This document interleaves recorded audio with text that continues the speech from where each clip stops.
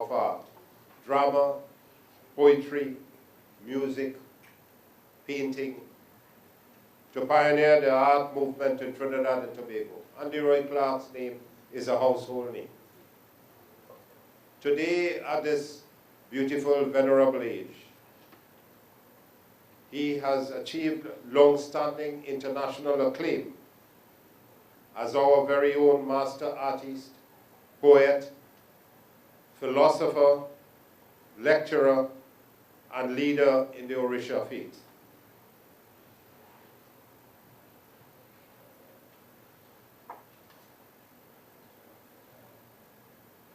Master artist Leroy Clark is the first recipient of this Elder Couch tribute.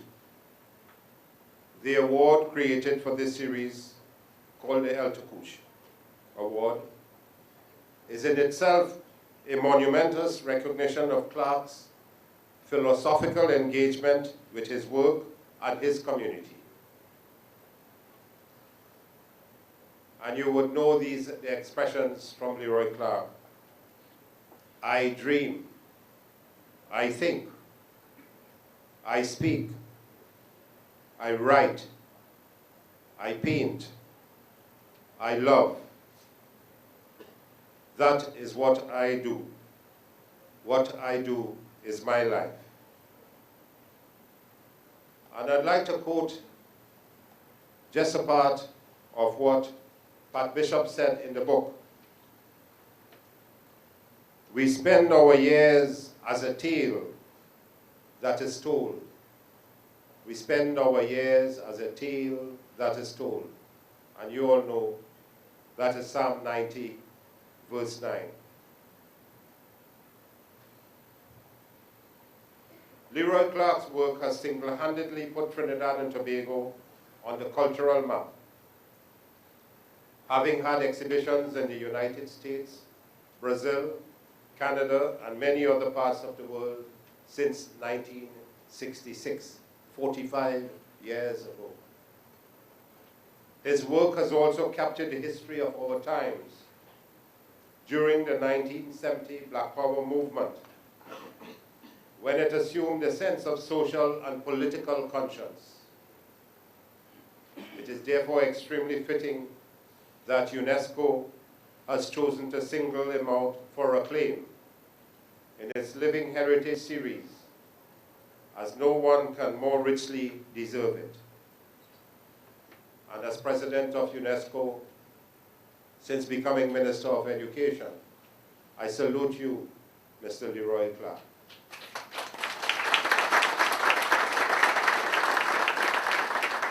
As I say that, I feel emotional, because he is a great man. On that note, let me congratulate UNESCO for its ongoing contribution and determined efforts to fulfill its mandate of cultural preservation in the nations of the world.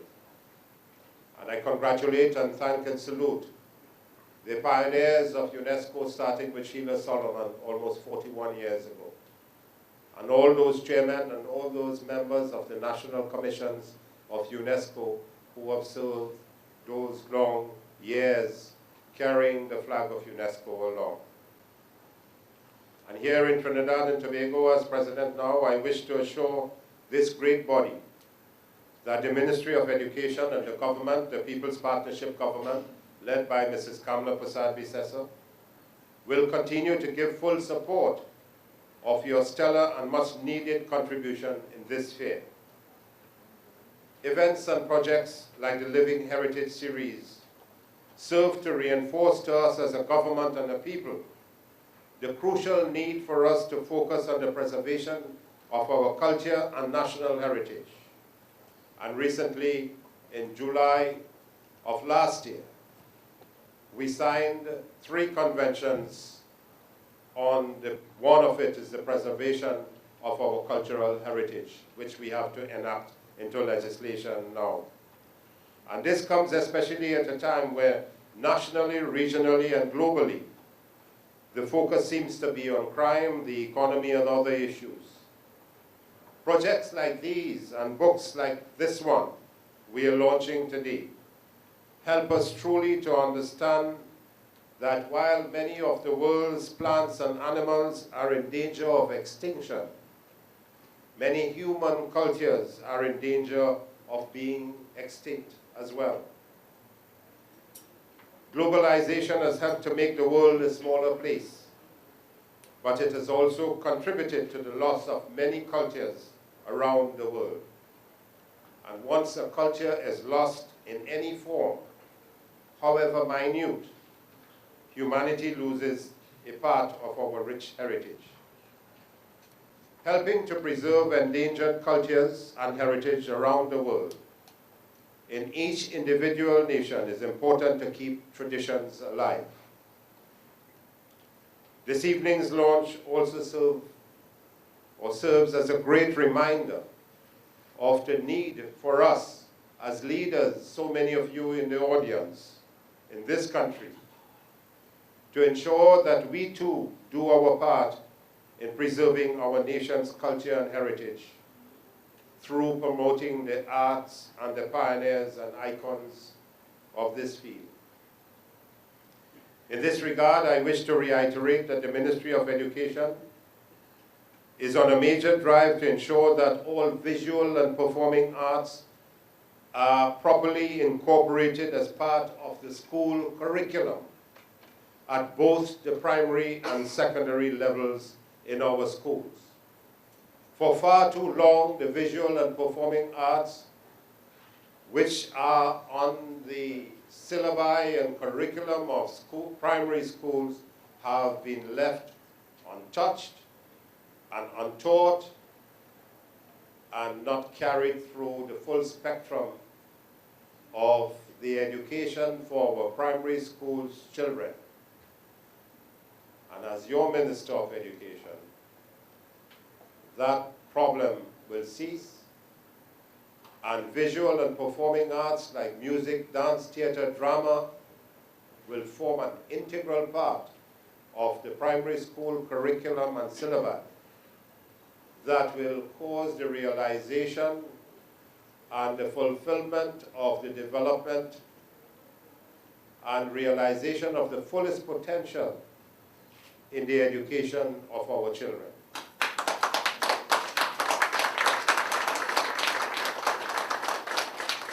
And it will be incorporated in part of the SEA. And this is, we are moving around Trinidad and Tobago in primary school curriculum national consultation, where we are asking for views on this, and we are asking for your support on the formalization of the visual and performing arts as a major component of the school curriculum in primary schools. We know that the arts are essential to every child's education, which is why we aim to fully implement the arts as one of the core academic pursuits in our schools. Similar to English, maths, science, and the other core subjects, the arts, dance, music, theater, drama, and visual arts are challenging subjects with rigorous content and achievement standards at the state and national levels. They require highly qualified teachers who challenge all students, not just those who are considered artistically talented to perform works of art, create their own works, and respond to works of art and the ideas they impart. In addition to studying the arts for their own sake, experiencing and making works of art benefits students in their intellectual, personal, and social development, and can be particularly beneficial for students from economically disadvantaged circumstances and those who are at risk of not succeeding in just the pure academia. Research studies point to strong relationships between learning in the arts and fundamental cognitive skills and capacities used to master other core subjects, including reading, writing, and mathematics. In this way, I wish to announce that my ministry is at present looking into the ways in which we can appropriately use the great talents, expertise, and experience of our icons like Leroy. And I had some discussions with him some time ago, and I will formalize those discussions shortly, to ensure that when we review the curriculum and implement the arts as a tangible core academic subject, we would have laid a foundation for success and development. And so too Pearl Aintu Springer, and so too many of you in this audience here this evening, this distinguished audience.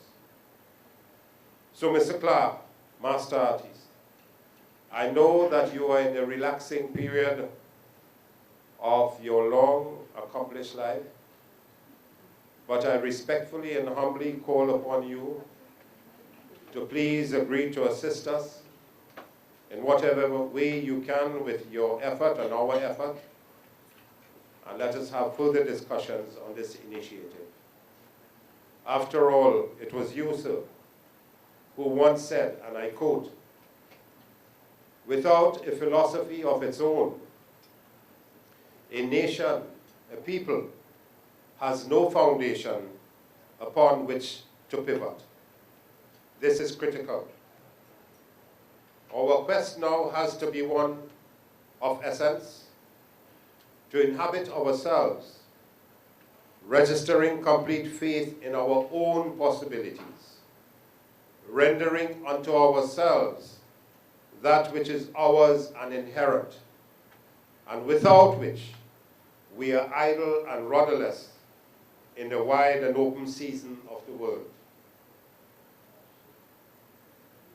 Quote, Leroy Clark.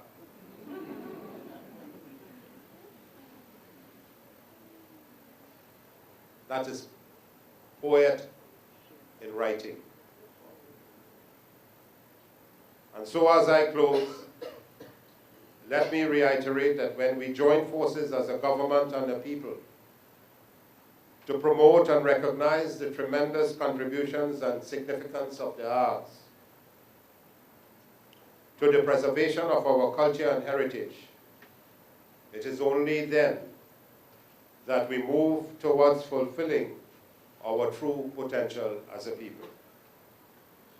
And as we mark this wonderful acknowledgement of this evening, I trust that it is only the beginning of our recognition that a nation must be embraced, rehabilitated, and expressed as a tangible sign of human creativity and as an integral element of mankind's heritage, if it is to ever truly achieve civilized status.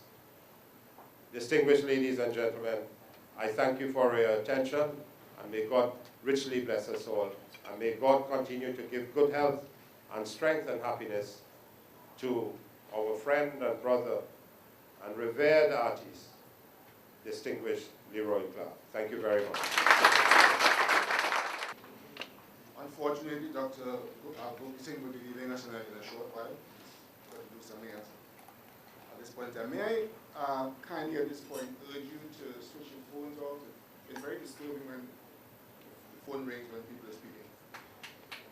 So, as a matter of respect, if we can do that, please. I want to thank Dr. Gopeesingh for introducing a philosophical perspective to the question of what is it to be educated? Because I don't think we got it right. And what you have shared with us is some insights into what it might look like. And I would be one of those who will hold you to the commitment. For that. Okay. We're moving to where the air is rare. And at this point, I'd like to introduce the poet, Mr. Mervyn Taylor. Is he here, Mervyn Taylor? Mervyn Taylor to read this poem. Notice I came up those steps very gingerly.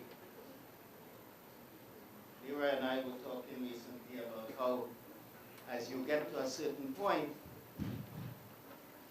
the toes seem to grow longer, and you stumble for no apparent reason. You're walking in the bank, there's no stone, you're on tiles, and suddenly you trip. What happened? strange thing. All protocol observed. And I would like to first disagree with the minister when he said that Leroy is now in the relaxing stage of his life. It couldn't be further from the truth. He's now, I think, working harder than ever. This is what happens. My brother, not Leroy, but my sibling, says that there's only one way to avoid growing old. He likes to state the obvious. And that is by what? Dying young. So, but there are reasons, right, for getting up there. Because you must keep working until you get the work right, until you get the poem right, until you get the painting right, until you learn to govern properly. You must keep working. So the reason for being allowed more than the 3 score is so that you maybe, perhaps, are lucky enough one day to finally get it how it should be. Unless you are like Merlin the magician, who did not grow old, who was born old and youthened. So year by year he became younger. We don't have that privilege. We live in a time when there are things to observe. The Chinese say, may we always live in interesting times. These times we live in now are probably the most interesting times ever. I never thought, when they were teaching me about Greek philosophy and so on, that I would see rioting in the streets of Athens. I never thought I would see a world in the state that this one is in. I never thought that I would see Belmont become a place unprotected. In the old days when we use the word Bajon, a Bajon was a person who secured the perimeter of an area, protected the people of an area. Now we have a situation where they're closing down a bank because when old people cash their checks, young people are robbing them as they come out of the bank. Times have changed. And if you live long enough, the old people used to say, you will meet it. And that is what has happened. We are meeting it. And the purpose of the artist is to see how we meet it, and to describe how we meet it, and to suggest ways in which we don't have to go that particular way. Leroy Clark, recognized today by UNESCO, and I am happy. Another reason for living long is that perhaps you will be recognized in your lifetime and not have to die first. He said somewhere in one of his poems a long time ago, and I quote, a good, please recognize me. Forgive me if I misspoke.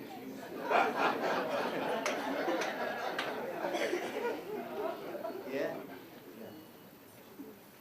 And woe be unto those of us who are good and do not cry out to be recognized. At some point, you must cry out to be recognized. Whether you are a small person, whether you are a small island, whether you are a group of islands, you must cry out, a good, please recognize me.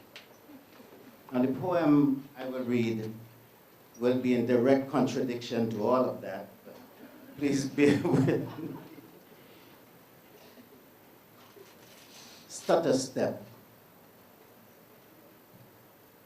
Old men don't stagger because they're drunk. Their legs just don't go where they want them to.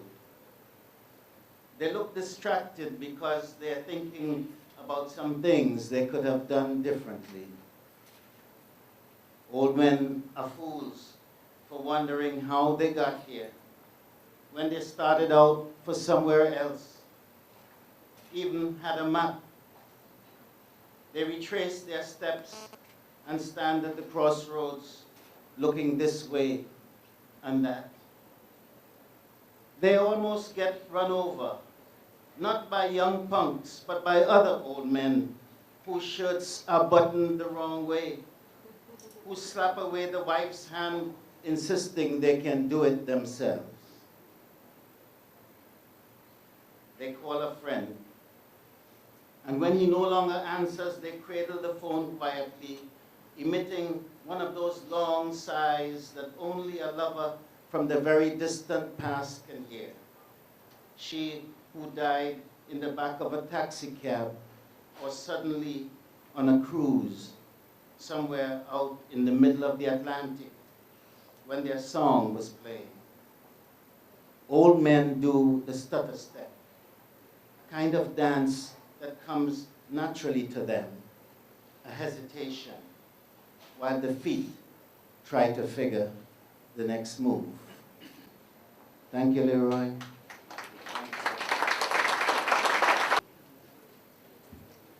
Mervyn Taylor, you're good.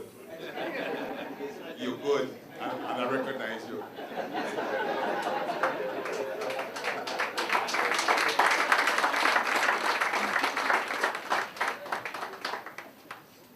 Well, one of the several engagements that I've had to engage in is to wrestle with Leroy intellectually.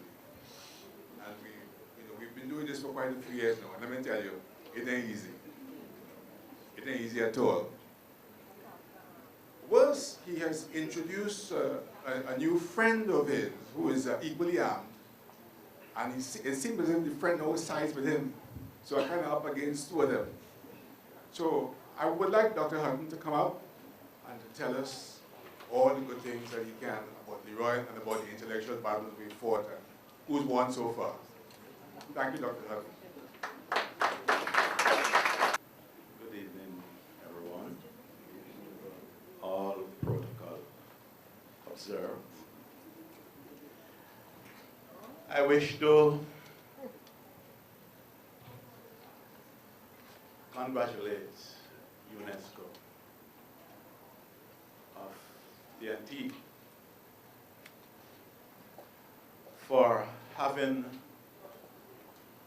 that symposium in 2008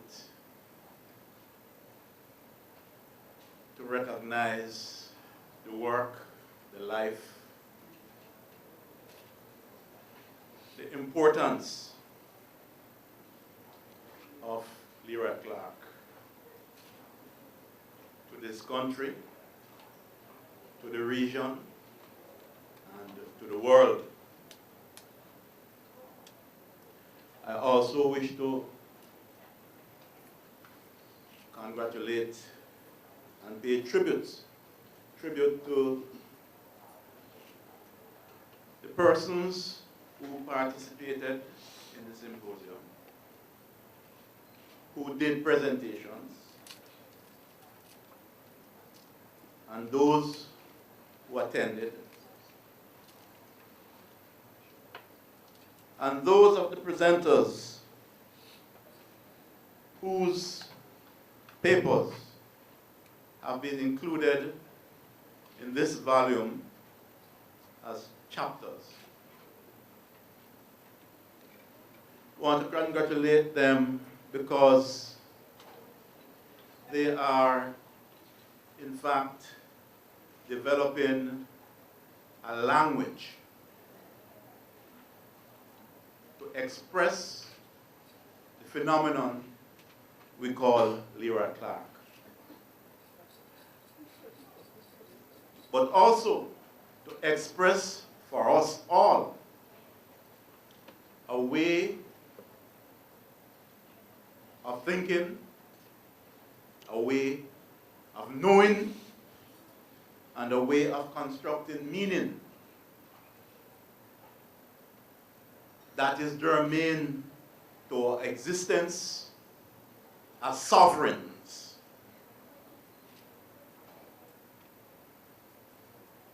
And is germane to our experience, as well as to what we need to teach our children.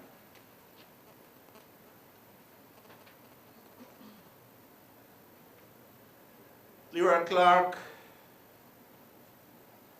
is one of the most important cultural figures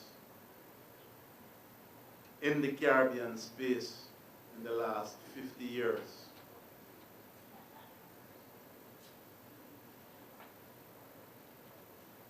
And certainly is the de facto defining character and agency of Caribbean visual arts in the last 40 years.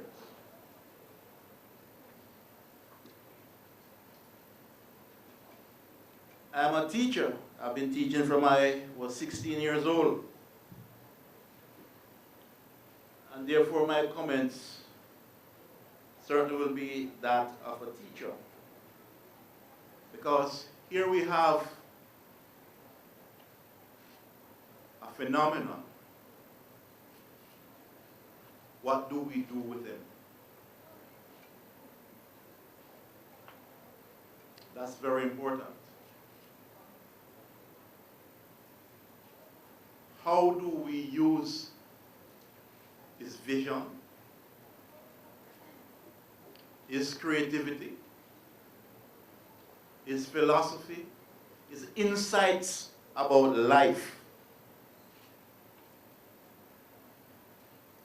to weave a culture in this country and in the region, so that young people can make something better than who they are. It is exceedingly important. And this is where the educational institutions, in fact, put it another way, the formal and informal educational institution need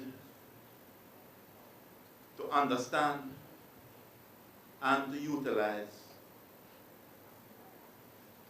this phenomenon to make all of us better people.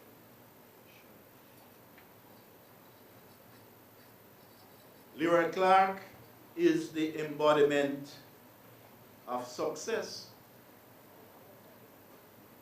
So, what do we teach young people about Leroy Clark?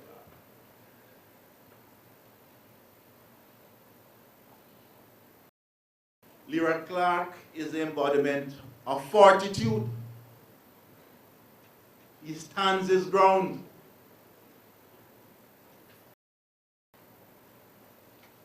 He stands his ground not because he's stupid. He stands his ground because he is conscious of the traditions, the culture, the fortitude